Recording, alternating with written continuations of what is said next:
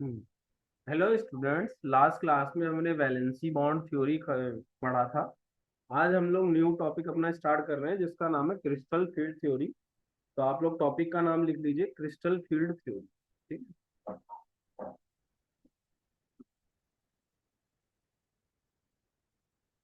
Crystal field theory. ठीक है। तो देखिए, इस थ्योरी को पढ़ने से पहले मैं इसके कुछ पॉइंट्स आपको बता देता हूँ। जैसे किस किस पे बेस्ड है ये। सबसे पहले इसको मैं ना बार बार क्रिस्टल CFT लिखूँ। ठीक है। मैं बार बार क्रिस्टल फील्ड थ्योरी नहीं लिख रहा, CFT लिख रहा हूँ। तो ठीक, सबसे पहले CFT जो होता है आपका, ये एक इलेक्ट्रोस्टैटिक मॉडल है। Is an electrostatic model, electrostatic model है ये। ठीक है। ये एक इलेक्ट्रोस्टैटिक मॉडल होता है जिसमें क्या होता है, इसमें हम लोग क्या करते हैं, देखो जो आपका मेटल लिगेंड बॉन्ड है इसको हम आयनिक कंसीडर करते हैं। मेटल और लिगेंड जो बॉन्ड हो उसको हम लोग कंसीडर द आयोनिक, इसको हम लोग आयोनिक कंसीडर करते हैं।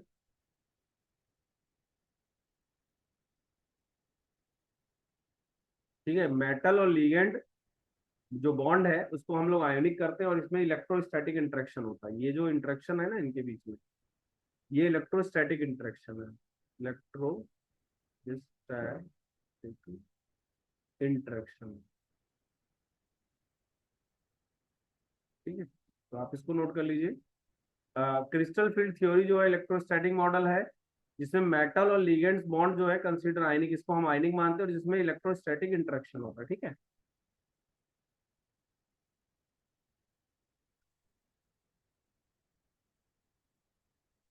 और इसके बाद जो आपका लिगेंड्स होते हैं इसको हम लोग मानते हैं लिगेंड, को कंसीडर किया हुआ है, consider as a point charge in case of anion. इनको हम लोग पॉइंट चार्ज की तरह मानते हैं। Point charge in case of anion. ठीक है। And dipole, point dipole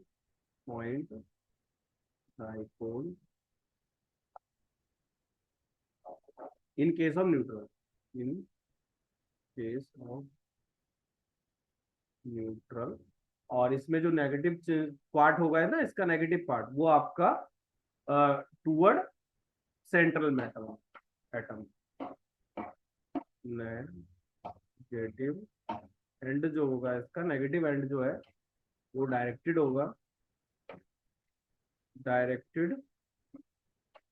toward central metal atom, ठीक है। तो ये आप इसको नोट कर लीजिए, फिर हम आगे करते हैं इसमें।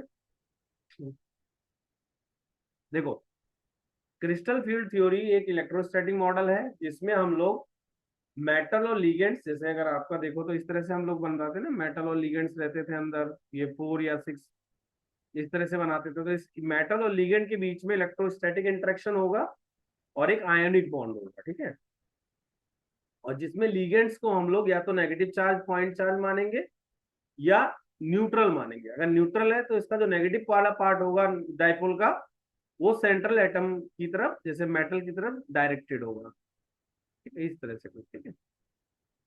तो इस तरह से आप इसको नोट कर लो, फिर हम लोग आगे करते हैं। हम्म। अगला देखिए, इसको आप नोट कर लेना, पॉज करके मैं आगे करा रहा हूँ।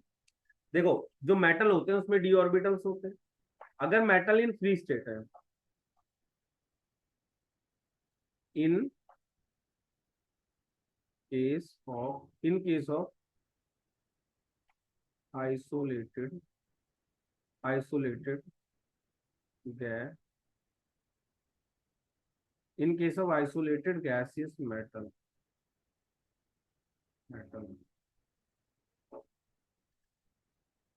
आयन। ठीक है, इन case of isolated gaseous metal atom ion. ठीक है, इसके बाद लिखो 5 डी ऑर्बिटल्स जो होंगे ना, 5 डी ऑर्बिटल्स जो होंगे इसके, D orbital have same energy, have same energy, और इसको हम लोग डीजनरेट्स कहते हैं। दे आर कॉल्ड डीजनरेट, इसको हम लोग डीजनरेट। ठीक है, तो जैसे आपके जो ऑर्बिटल्स हैं, कोई भी ले लेते हैं, मैं एक ले रहा हूँ। 1 2 3 4 5। मान लो मैंने ले लिया कोबाल्ट ले लिया। तो कोबाल्ट अगर जब नॉर्मल स्टेट में है ना, तो इसके जो ऑर्बिटल्स होंगे सबकी एनर्जी सेम। इसका कॉन्फ़िगरेशन आप क्या लिखोगे, AR3D7 4s। ठीक है, तो 1 2 3 4 5 6 7। ठीक है, तो ये all orbital have same energy, all orbital have same energy. इसी को तो डीजनरेट, डीजनरेट का मतलब होता है जिनकी एनर्जी सेम होती है, डी जनरेट। ठीक है, और जो इसमें मेटल होगा वो आपका gases metal, isolated gases metal है एटम होगा। ठीक है, ये आइसोलेटेड मेटल है, आइसोलेटेड मेटल। ठीक है, आइसोलेटेड मेटल एटम्स होंगे। ठीक है, मतलब इसका किसी लिगेंड के साथ कोई इंटरेक्शन नहीं होगा। तो आप इसको पहले नोट कर लो, फिर मैं आगे कराता हूँ। इसमें डीजनरेट ध्यान रखना, डीजनरेट का क्या मतलब होता है, तो इसको करो फिर आगे लग।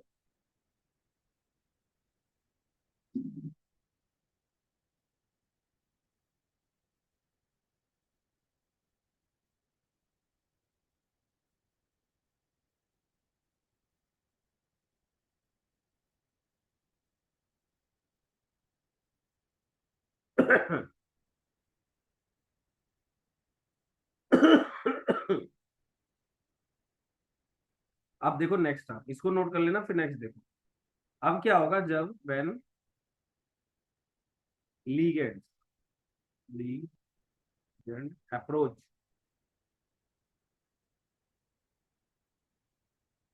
अप्रोच इसको सेंट्रल मेटल एटम, CMA से लिखना सेंट्रल मेटल एटम। ठीक है, तो आगे से ध्यान रखना, इसका मतलब है सेंट्रल मेटल। ठीक है, ये CMA को रिप्रेजेंट कर रहा है। जब लिगेंड से अप्रोच करेंगे CMA को,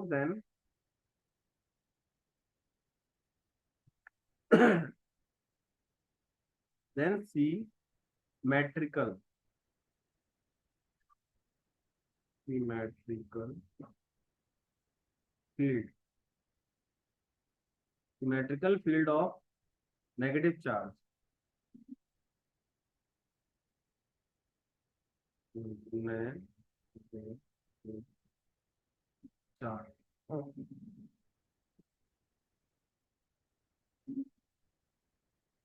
surrounding surrounded central metal atom. जब आपका लिगेंड अप्रोच करेगा, when ligand approach central metal atom, then symmetrical field of negative charge surrounded central metal atom become asymmetric, became asymmetric,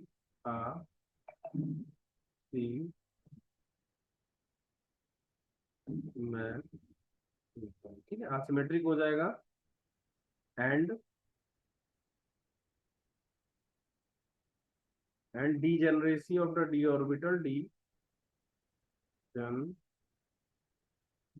degeneracy of d orbital of the d orbital is listed. ठीक है degeneration of d orbital is limited. So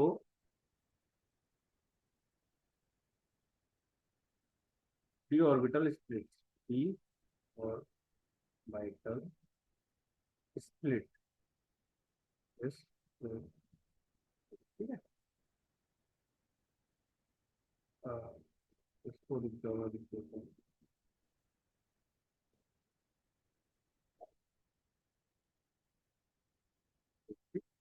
तो ये ध्यान रखना है, D orbital आपका break हो जाए। जैसे क्या होता है जब आपका, देखो सेंट्रल मेटल एटम है, इसको लिगेंड अप्रोच करेगा, इससे बॉन्डिंग बनाएगा, तो इससे जो आपके डी ऑर्बिटल्स होंगे ना ये वाले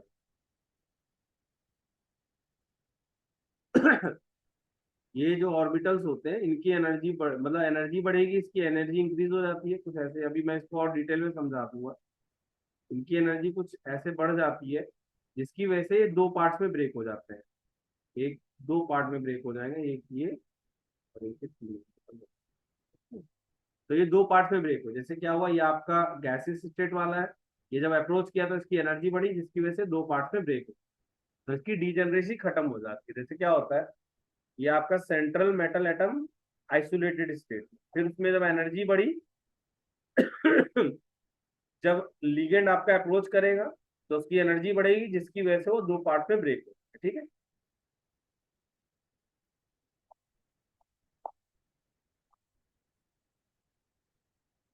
तो ये आप नोट कर लो, फिर मैं आगे करा।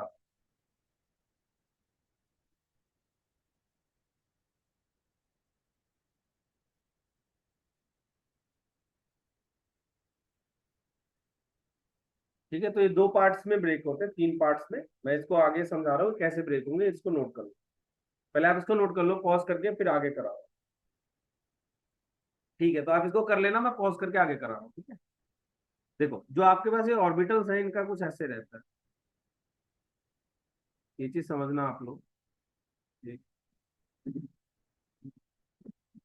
इसका ये डी एक्स वाई होता है, एक्स वाई होता है, डी वाई जेड होता है, डी जेड एक्स होगा, D x square Y square होगा, D Z.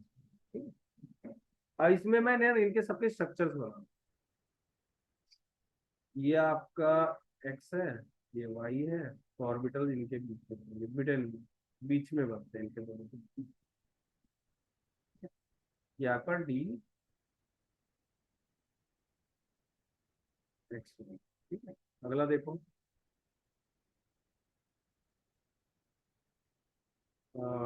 D Y Z, यहाँ पे वाई ले लो, यहाँ पे जेड ले लो, ये D Y Z, D Y, ठीक है। अगला देखो, ये ले लो एक्स,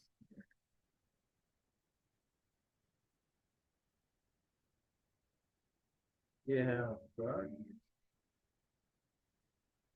डी जेड, ठीक है। उसके अलावा ये बाकी के दो दो ऑर्बिटल भी हम लोग कर लेते हैं। अ,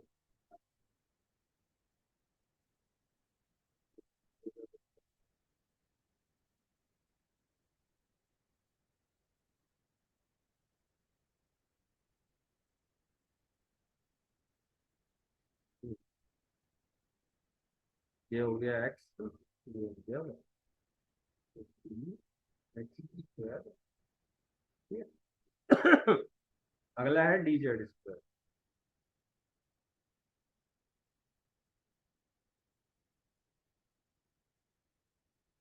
ये जेड एक्सिस है, इस पर कुछ ऐसे बनेगा ये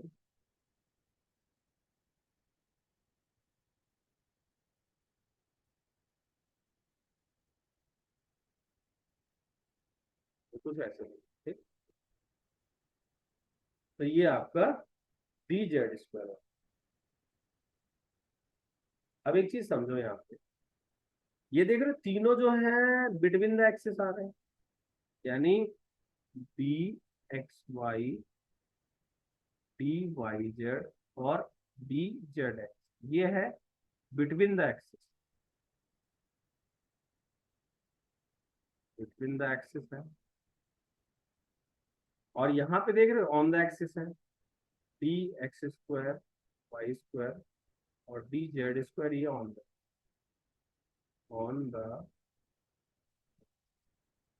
तो क्या होता है जब लीगेंड अप्रोच करेगा ना, तो यहाँ एनर्जी कम बढ़ेगी, इसकी ज्यादा बढ़ेगी, क्योंकि वो ऑन द एक्सिस पे अप्रोच करता है, जो लीगेंड होगा वो एक्सिस के थ्रू अप्रोच करेगा। तो जब वो अप्रोच करेगा तो इनकी एनर्जी ज्यादा नहीं बढ़ेगी, क्योंकि इनमें रिपल्शन कम होगा, जबकि इसकी एनर्जी बहुत ज्यादा बढ़ जाएगी। तो इनकी एनर्जी ज्यादा हो जाती है। इन ये पूरा जो सेट होता है ना, इसको मैं एक साथ लिख देता हूँ, इसको हम T2G ऑर्बिटल्स बोलेंगे। ये जो तीन का सेट बना है ना आपका, इनको हम लोग बोलते हैं T2G। T2G, और इसको हम लोग बोलते हैं EG ऑर्बिटल। ये जो दो बने हैं, इसको हम लोग बोलेंगे EG ऑर्बिटल। अब यहाँ पे समझ लो, फिर लिख लेना। T2G ऑर्बिटल जो है बिटवीन द एक्सिस है, और जो लीगेंड होगा वो एक्सिस के थ्रू अप्रोच करेगा, तो इनमें रिपल्शन कम होगा, जिसके इसकी एनर्जी कम बढ़ेगी। ये डी एक्स स्क्वायर और डी जेड स्क्वायर जो है, ये आप द ऑन द एक्सिस पे होते हैं, जिसकी वजह से जब लीगेंड अप्रोच करता है ना एक्सिस के थ्रू, तो इनके में रिपल्शन ज्यादा होता है, जिससे इनकी एनर्जी ज्यादा बढ़ती है। अब ये यानी ज्यादा एनर्जी वाले हो गए, कम एनर्जी वाले हो गए, ठीक है। तो जो एनर्जी की अगर मैं बात करूं तो ईजी ऑर्बिटल का ज्यादा होगा।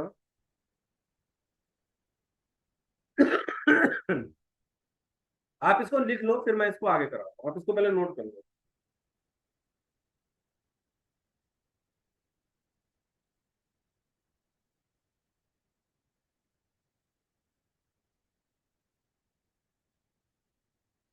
ठीक है, तो इसको नोट कर लो, फिर हम लोग आगे करें।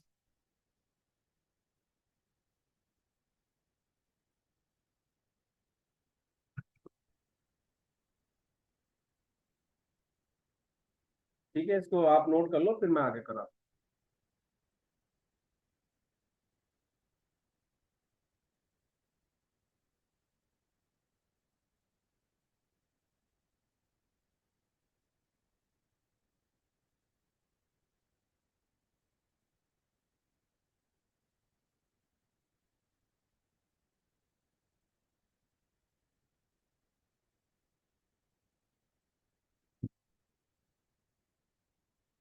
ठीक है, आप इसको नोट कर लीजिए, फिर हम लोग आगे कर रहे हैं। ठीक है, चलिए। अब इसमें लिखिए d x square Y square,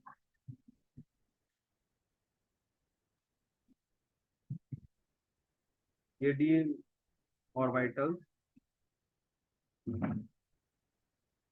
which point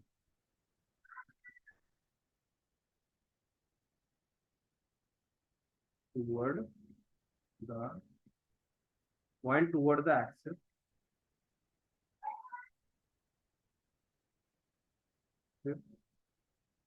along the direction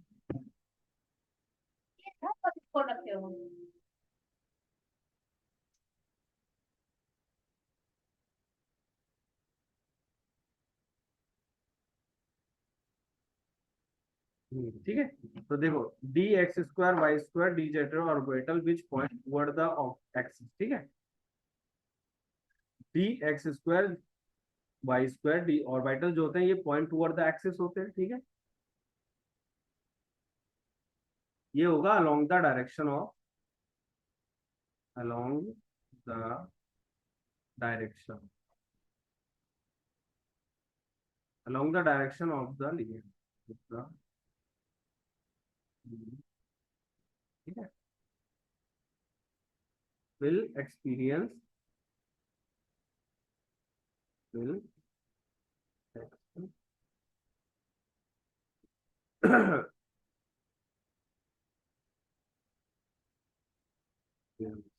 will experience more repulsion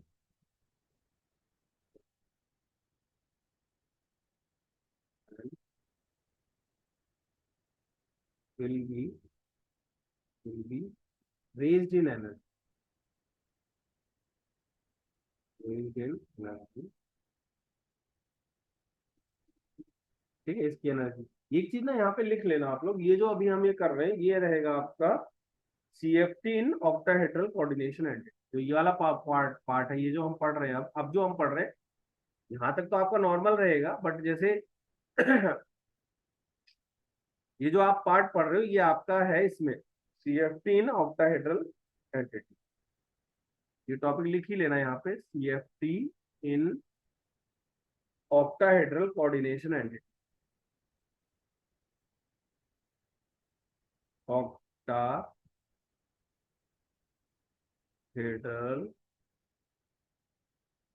coordination entity.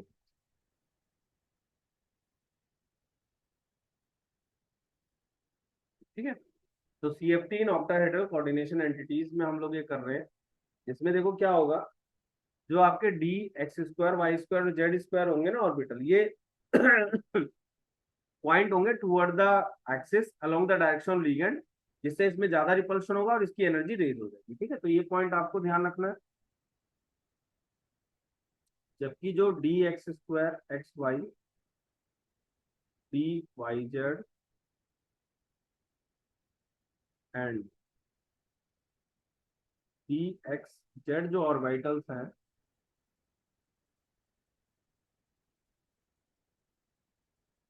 which are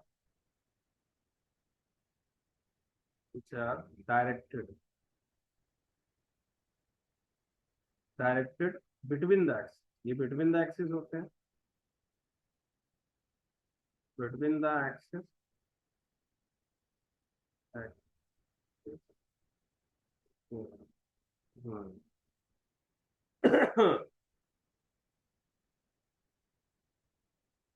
between the axis होंगे,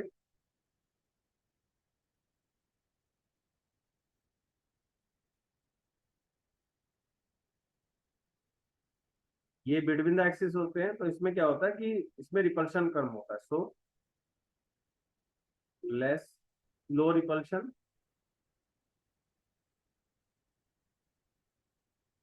तो लो रिपल्शन रिपल्शन इसमें रिपल्शन कम होगा तो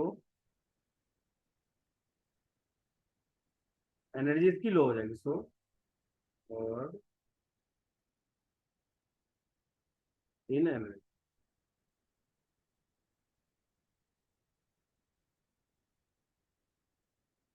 ठीक है, relative relative the average energy in the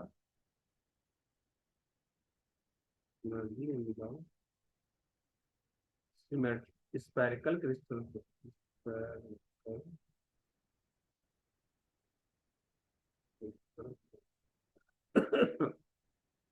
ठीक है,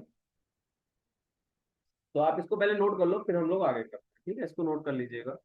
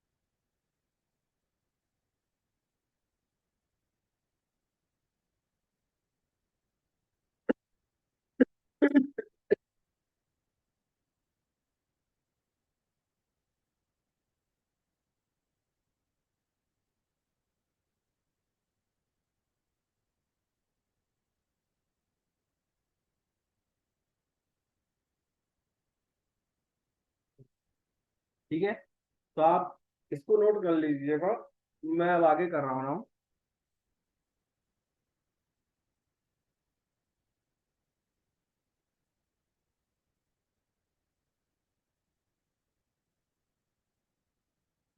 ठीक है, तो जिसकी वजह से देखो क्या होगा कि दो तरह के आपको ऑर्बिटल्स मिलेंगे इसमें। एक होगा T2G, और ये देखो T2G जो होगा आपके ऑर्बिटल,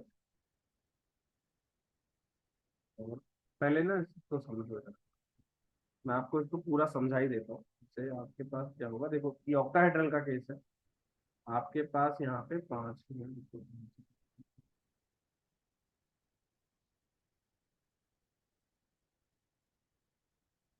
ये पांच ऑर्बिटल है।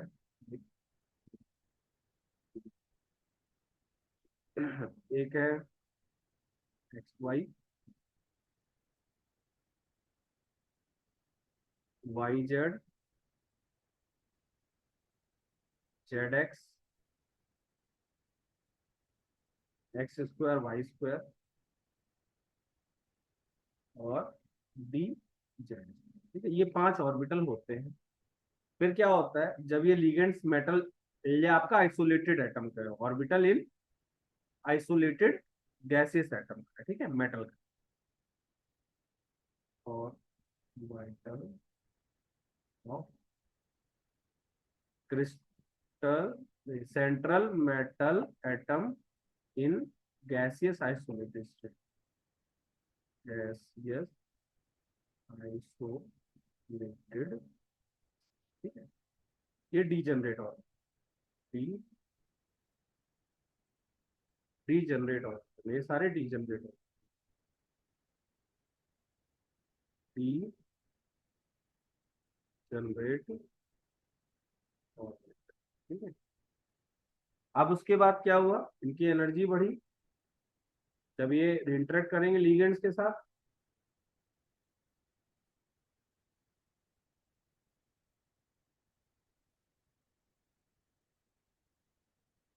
यहाँ पे क्या हुआ, इनकी एनर्जी बढ़ गई जब ये इंटरेक्शन हुआ इनका लिगेंड्स के साथ, तो ये आपकी एनर्जी बढ़ गई। पांच ऑर्बिटल हैं,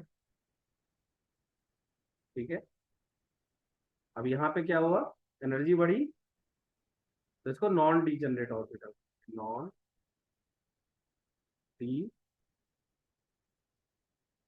degenerate, non degenerate orbital, D orbital.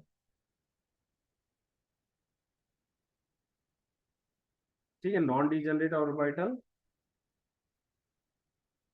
अब इसके बाद क्या होगा, देखो यहाँ ये ना इस तरह से कुछ पार्ट में डिवाइड होते हैं। इसको मैं टू पार्ट्स में डिवाइड कर दूंगी। ठीक है, इसको टू पार्ट्स में डिवाइड करूंगा, एक तो दो ऊपर ले जाऊंगा ऑर्बिटल,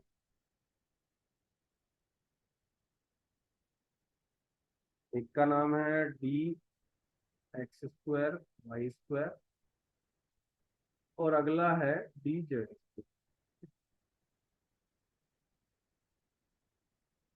और नीचे है आपका, इसको नीचे हम डिवाइड करेंगे, तीन ऑर्बिटल्स नीचे आ, एक होगा DXY, DYZ और DZ। ठीक है, अब देखो यहाँ पे क्या होगा, ये जो लाइन है ये है मतलब crystal field splitting energy.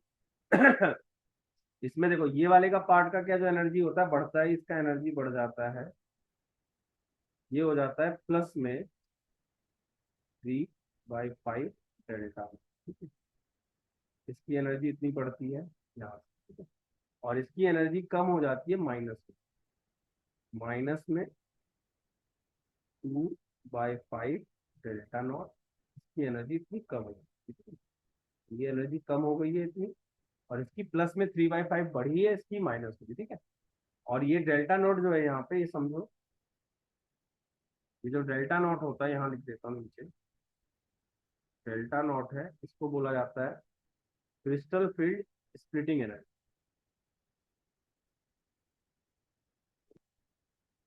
Crystal field, F field splitting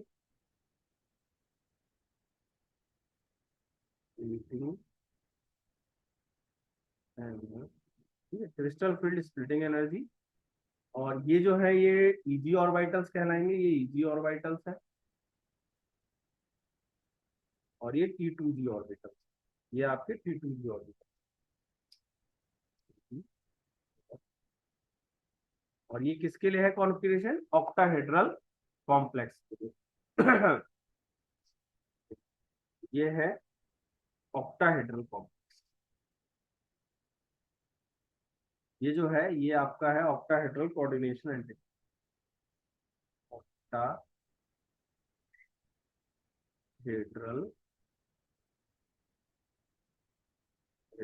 coordination and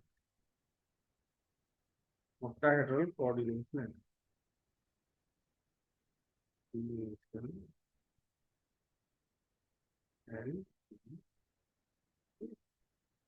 तो आप इसको लिख लीजिए, फिर हम लोग इसको मैं एक बार दोबारा आपको समझा देता हूँ। देखो क्या होता है जब आपका मेटल आइसोलेटेड स्टेट में, जब उसका लिगेंड से कोई इंटरेक्शन नहीं, तब उसके ये सारे ऑर्बिटल है और सबकी एनर्जी सेम है, जिसको हम लोग डीजनरेट ऑर्बिटल करें। बट जब वो मेटल लिगेंड के साथ इंटरेक्ट करना स्टार्ट करेगा तो उसकी एनर्जी बढ़ जाएगी, और एनर्जी बढ़ेगी तो ये नॉन डीजनरेट ऑर्बिटल में जाएगा। ये कब होगा? जब मेटल के साथ लिगेंड आपका इंटरेक्शन करना स्टार्ट करेगा।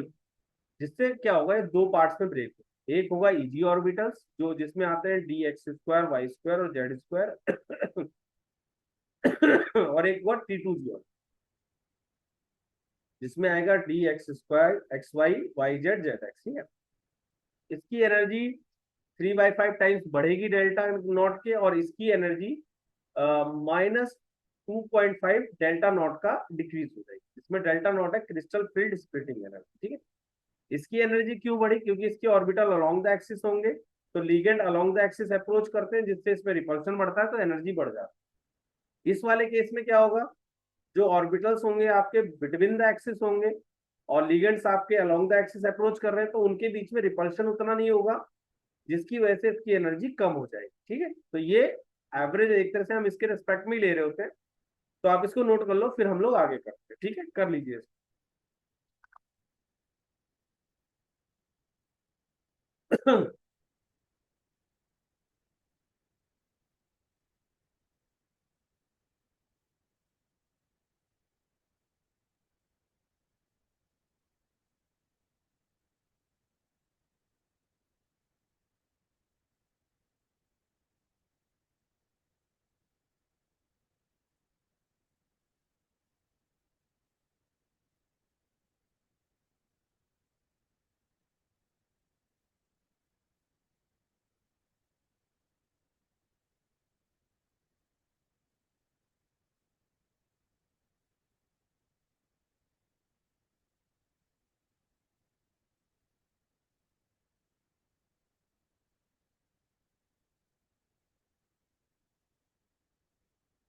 ठीक है, तो आप इसको नोट कर लीजिए, फिर हम लोग आगे करते हैं।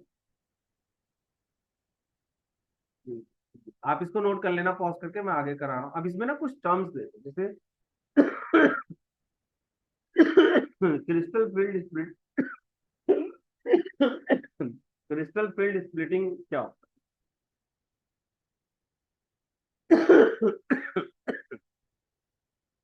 इस टर्म का नाम लिखिए crystal field,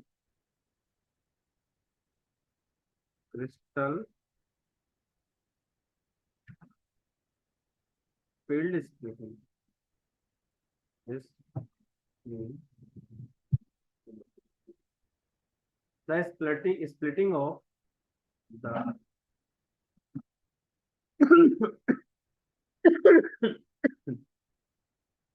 the splitting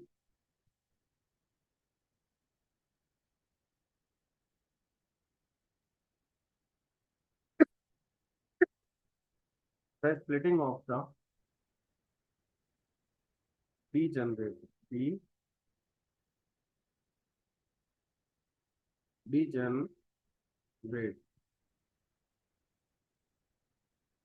orbital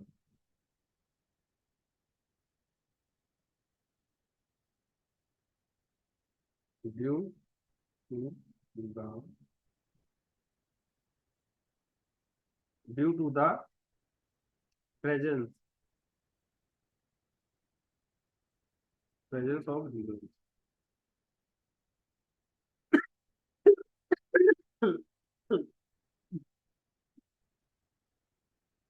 due to the presence of ligand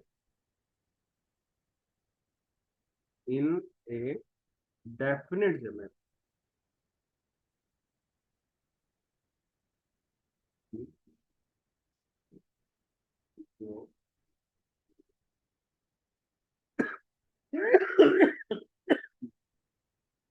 the splitting of the degenerate orbital due to the presence of ligands in a definite geometry, इसको कहते हैं crystal field splitting.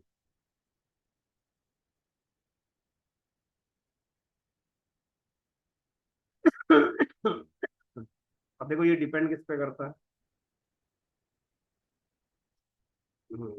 Crystal field crystal field splitting जो है, splitting इसको delta not से करेंगे splitting energy, crystal field splitting energy जो होगी, तो हम लोग डेल्टा नॉट से डिनोट करते हैं। ये डिपेंड करेगा, depends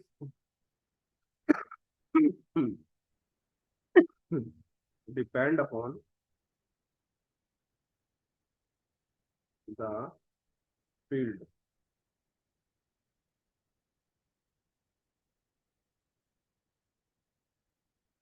produce by the ligand and the charge on the metal। देखो क्या होता है, जो क्रिस्टल फील्ड स्प्लिटिंग एनर्जी होगी वो इस बात पे डिपेंड करेगी कि आप कौन सा लिगेंड यूज कर रहे हो, और जो आपका सेंट्रल एटम है, मेटल आयन है, उस पर चार्ज क्या है। क्योंकि याद होगा तो आपको, हम लोग जब वैलेंस बॉन्ड थ्योरी कर रहे थे तो वहां पे मैंने लिगेंड्स को दो कैटेगरी में आपको डिवाइड किया था, स्ट्रॉन्ग फील्ड लिगेंड और weak field ligand. Strong field क्या करते, पुश कर रहे थे इलेक्ट्रॉन को, वीक फील्ड नहीं कर पा रहे थे, तो वो उन पे डिपेंड करेगा कि आपकी एनर्जी किस पे कितनी होगी। और याद है NH3 वाला केस, अगर उसमें आपका CO3 प्लस था तो वो स्ट्रांग हो जाता था, और CO2 प्लस में वो वीक रहता था। तो ये उसी के लिए है कि आपका किस पर डिपेंड करेगा। अब इसके बेसिस पे ना एक सीरीज होती है जो हम लोग लिखते हैं, आप इसको नोट कर लो, फिर मैं आगे कराता हूँ।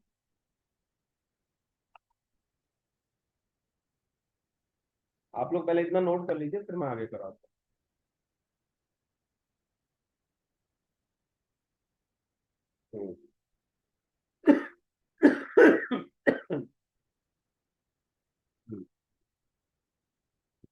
ठीक है, तो आप इसको नोट कर लेना, मैं आगे करा रहा हूँ पॉज करके। देखो, उसके बाद एक टर्म होता है स्पेक्ट्रोकेमिकल सीरीज का, इसको लिखो, स्पेक्ट्रो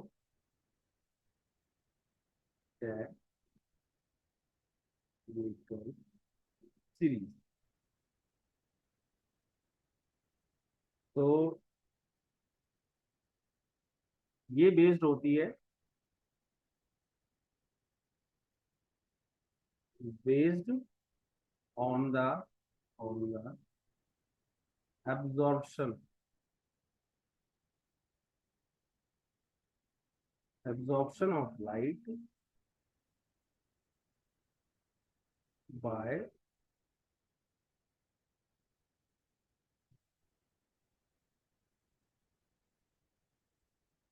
कॉम्प्लेक्स विद विद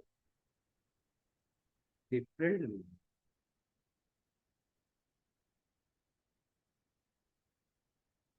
ठीक है, तो जो आपकी स्पेक्ट्रोकेमिकल सीरीज है ये बेस्ड हो रही है on the absorption of light by complex with different. Absorption of light by complex with different, ठीक है। तो इसकी ना मैं सीरीज पूरी आपको लिखा देता हूँ, ये आपको एनसीईआरटी में भी है और ये आपको यूज हो, तो ये लिख लो आप।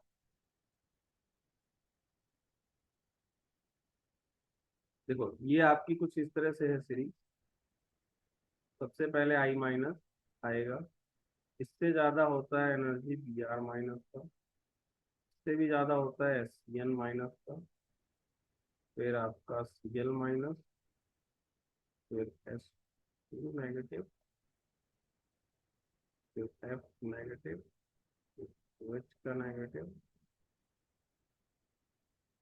सी टू ओ फोर हम लोग स्ट्रॉन्ग में, याद है स्ट्रॉन्ग में डालते थे इसको, फिर एच टू ओ। ये चीज आगे मैं कंटिन्यू कर रहा हूँ यहाँ से, N C S negative, E D ये फोर नेगेटिव, ई डी ये फोर नेगेटिव होता था, N H three, E N, E N negative, और फिर उसके बाद चलो इसको मैं ऐसे कर देती हूँ।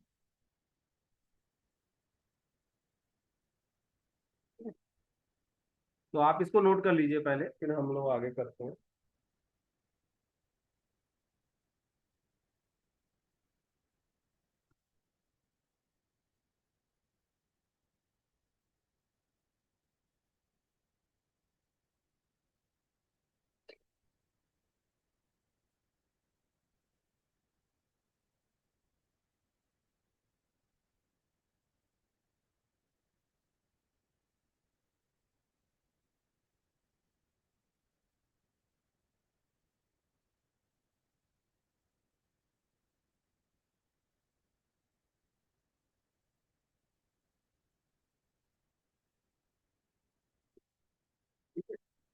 तो इसको आप नोट कर लीजिए, फिर मैं आपको थोड़ा बहुत टेट्राहेड्रल के केस का भी करा देता हूँ। ये तो ऑक्टाहेड्रल है, टेट्राहेड्रल तो यहाँ पे याद कर लो, फिर मैं अगला करा।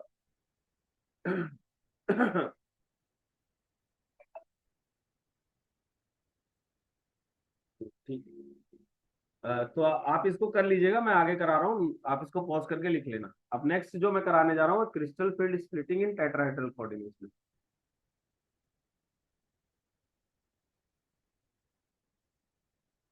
Crystal field splitting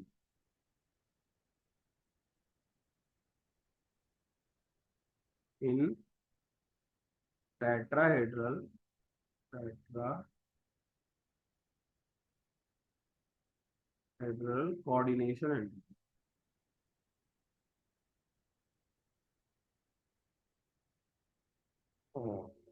coordination and, ठीक है।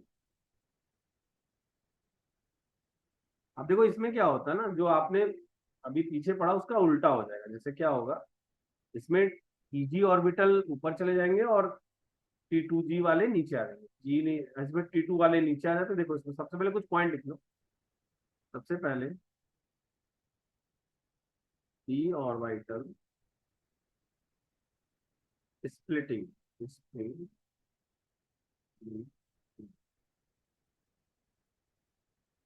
इज इनवर्टेड, इसमें उल्टा हो जाता है, इनवर्टेड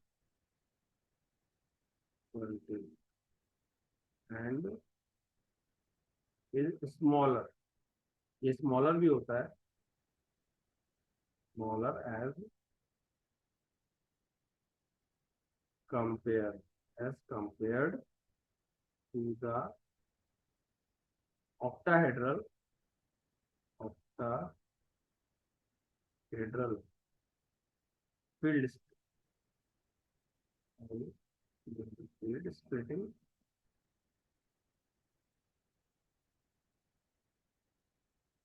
तो ये जो है crystal field splitting energy in tetrahedral है, टेट्राहेड्रल है, और डेल्टा नॉट है crystal field splitting energy in octahedral का हेड्रल है, दोनों में ये रिलेशन होता है। डेल्टा टी जो होता है वो 4/9 डेल्टा ओ के बराबर होता है। ठीक है, तो ये नोट कर लीजिए, इसमें एनर्जी कम होती है, ये 4/9 टाइम्स ही होती है डेल्टा नॉट के। ठीक है,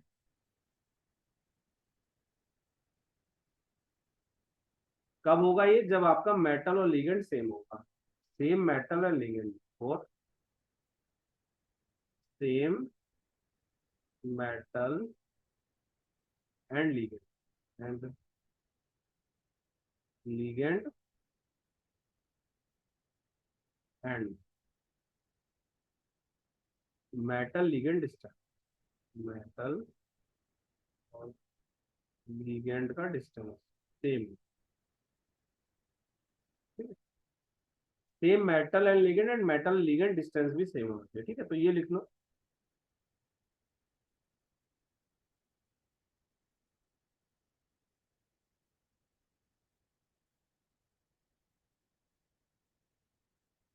अब इसमें कुछ पॉइंट आप पहले इसको लिख लिख लो, फिर हम लोग अगला पॉइंट पढ़ेंगे इसमें। आप इसको पॉज करके लिख लेना, मैं आगे करा रहा हूँ। ठीक है, आप इसको पॉज करके लिख लेना, मैं आगे करा रहा हूँ।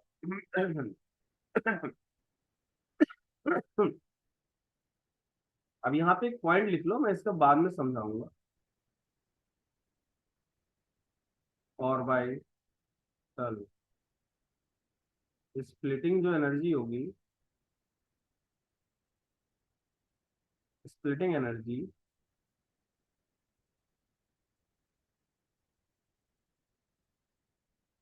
Are not sufficient, are not sufficient to B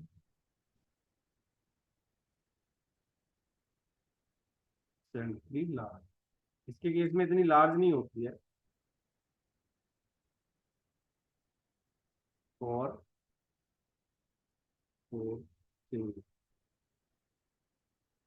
pairing.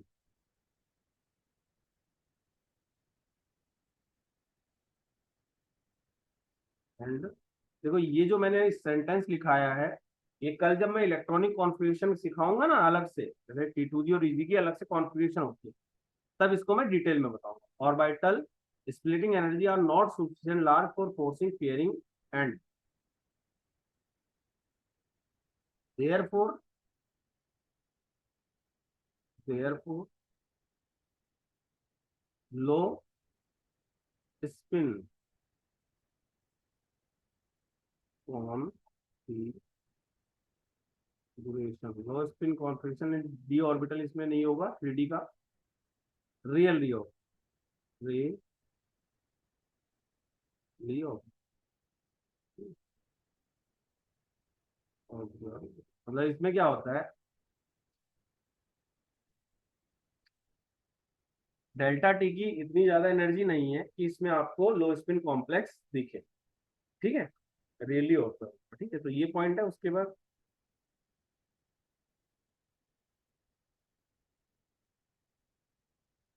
देखो, अब ना इसका ये इसमें होता क्या है, देखो सबसे पहले आपके पास 5 ऑर्बिटल होंगे। ये 5 ऑर्बिटल होते थे, इससे हम लोग इसकी एनर्जी बढ़ा देते थे, लिगेंड्स की वजह से एनर्जी बढ़ गई। फिर ये 2 पार्ट में ब्रेक हो जाएंगे। जब ये ब्रेक होंगे तो ऊपर उसमें उल्टा हो जाता है, 3 ऊपर जाते हैं, 2 नीचे रहते हैं।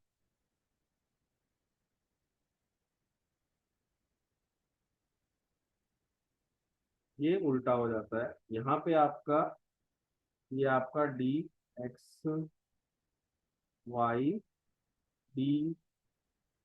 DYZ और DZX, जेड हो जाता है। और यहाँ पे आपका ये DX² Y² हो जाता है, और ये DZ। और यहाँ एनर्जी भी देख लो कितनी कितनी हो जाती है।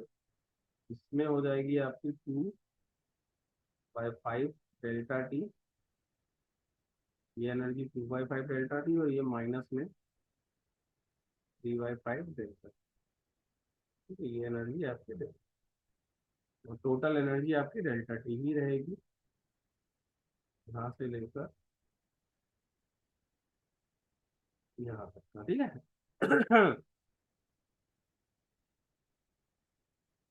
ये आपका टेट्राहेड्रल।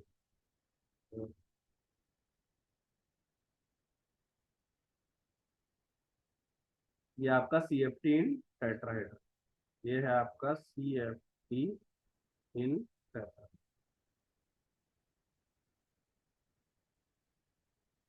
तो देखो ये इसको हम लोग इजी ऑर्बिटल इसको टी, अब देखो यहाँ पे T2 लिखेंगे इसको, पता है जी नहीं लिखते, जैसे अगर आप ऑक्टाहेड्रल में T2G लिखते थे ना, ये नहीं लिखते यहाँ पे लिखते हैं, क्योंकि ये जी होता है, ये सिमेट्री को रिप्रेजेंट। तो आपका ये सिमेट्रिक नहीं होता, इसलिए ऑक्टाहेड्रल आपका सिमेट्रिक फॉर्म होता है, इसलिए वहां पे जी लिखते हैं। ये T2 आएगा सर, जी इसलिए नहीं लिखेंगे क्योंकि जी सिमेट्री को रिप्रेजेंट करता है और इसमें सिमेट्रिक नहीं होता है। टेट्राहेड्रल का स्ट्रक्चर सिमेट्रिक नहीं होता, इस वजह से हम T2 लिखते हैं, और यहाँ पे भी ये ई आएगा, ये ई आएगा, ना कि इजी नहीं आता यहाँ पे। ये चीज नहीं होगी ऐसी, यहाँ पे भी ये नहीं होगा। रीजन इसका है, जी जो है सिमेट्री को रिप्रेजेंट करता है और ये सिमेट्रिक नहीं होता। ठीक है, तो ये नोट कर लो, फिर मैं थोड़ा और बता देता हूँ इसमें।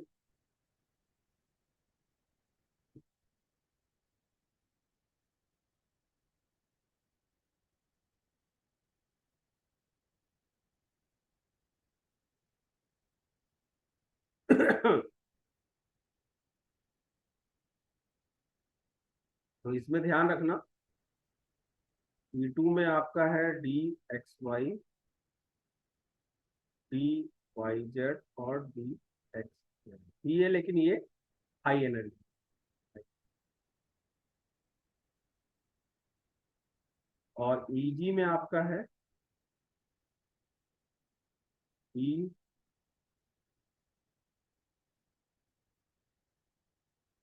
ये लो है। ठीक है, तो ये आप ध्यान रखना, इससे ये बनाया आपने।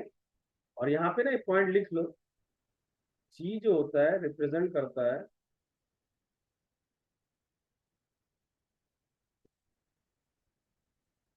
सेंटर ऑफ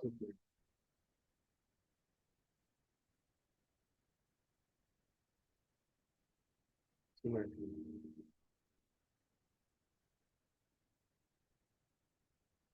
और टेट्राहेड्रल में लैक ऑफ सिमेट्री, टेट्राहेड्रल में नहीं होता, इसीलिए इसमें नहीं होता। जैसे टेट्राहेड्रल में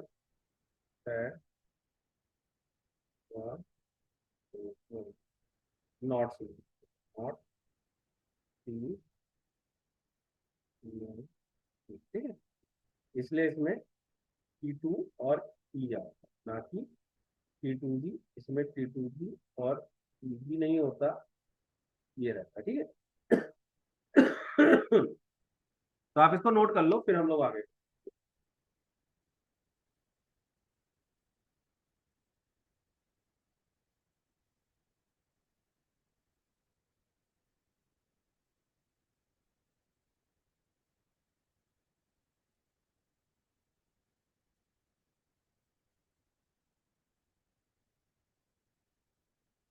ठीक है, तो देखिए हमने आज क्या किया, CFT को थ्योरी डिटेल में पढ़ी, उसके अलावा हमने ऑक्टाहेड्रल और टेट्राहेड्रल का देखा, कैसे ऑर्बिटल्स ब्रेक होंगे और उनके कैसे सेट्स बनेंगे।